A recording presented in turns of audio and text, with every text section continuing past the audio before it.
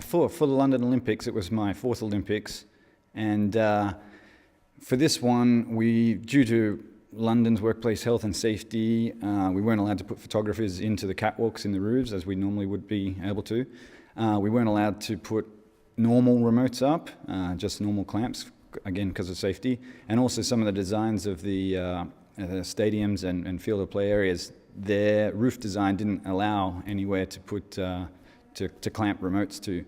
So the company Getty Images came up with this sort of concept, as did other companies and wire services and people that were working there, that we would need to figure out a way to shoot aerials. It's a great angle for pictures, especially at the Olympics, and so we didn't want to give it up. So this began, I think, probably nearly a year before the games to generate this idea of putting up remotes that were able to be controlled. It was the first time we'd done it using this robotic technology at such a large-scale event.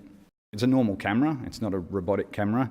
It's a normal Canon camera with a lens, but just in a cradle that's robotic.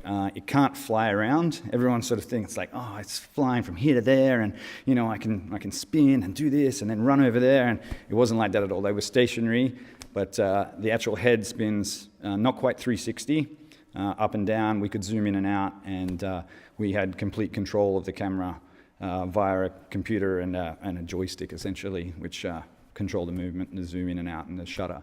When you do push the shutter, you know, I've heard the click, I've seen the black, oh, I think I got it, and pretty much know I got it. With this, you were seeing the action on your screen and the action in front of you. So you had this flat dimension here and then life here. And the delay between that and your brain, and then pushing that, and not being then to know if you pushed it hard enough and got that particular moment, you really had to relearn. It was learning a whole new system of taking pictures and how to anticipate. I mean, gymnastics was ridiculously difficult. The girls are erratic anyway, they're flying around everywhere. You're trying to steer this thing and shoot like that. Not everything works from looking down. You know, I spent the whole Olympics waiting for people to lie on the floor, basically, because when they're running and the normal action that you would anticipate, this person's about to run and do this, from a ground level, you're aware of your background, where it's going to happen, you can anticipate to do that. With this, it was like, well, if they look up, they look up. You know, if they don't, I don't get a picture.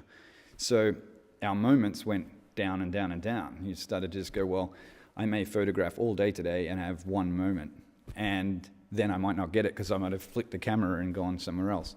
The anticipation of the actual action or peak action moment was really hard. The wrestling picture is my favorite. I named it my spider picture.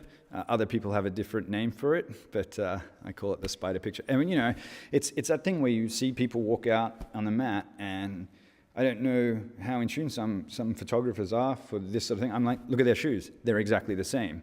So, you know, sometimes they'd wear black shoes and this and that, but you look at their outfits, they just looked exactly the same. The same shoes, the same 3 stripes on them. I thought, you know, every time they'd come out, I mean, they matched a lot, so a lot of the people, but, you know, it was just like, something's going to happen here. And when it came in, that picture, I just went, that's it. I can leave the wrestling. I don't need to come back another day. I've got that picture, you know. So there was definitely issues and problems. It was fun. It was frustrating that the last couple of days, sometimes you just go, I just want to pick up a camera. Just, you know, want to be down there.